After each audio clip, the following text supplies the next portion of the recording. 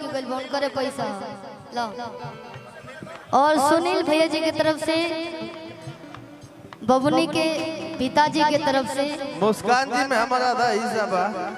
बहुत सारा पुरस्कार। भगवान ये लक्ष्मी हमेशा आजीवन पर साक्षात बरसत रही, आशीर्वाद बनल रहो। कहे बा अब यही पे चले के बा लाल रोड हम नवा तो है लाल की चुनरिया लाल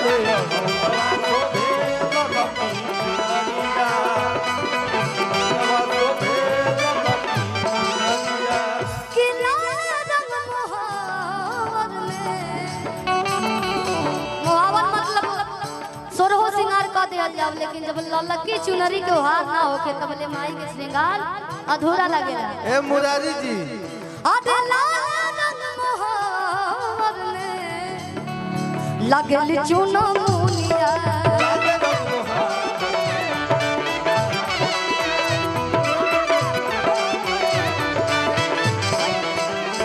कि झूमते बतवा सदरो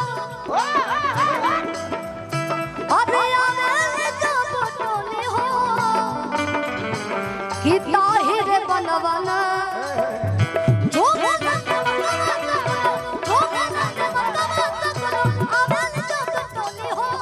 ताहिर बनवाना कि मैया मोरी ली होली बदलवा हो ताहिर बनवाना ली होली बदलवा हो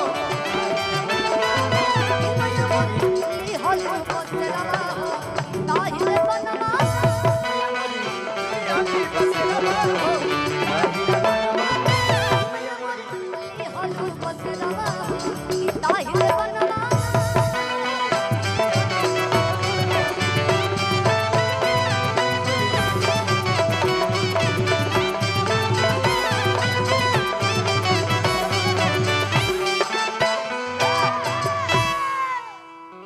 और आपका परिचय?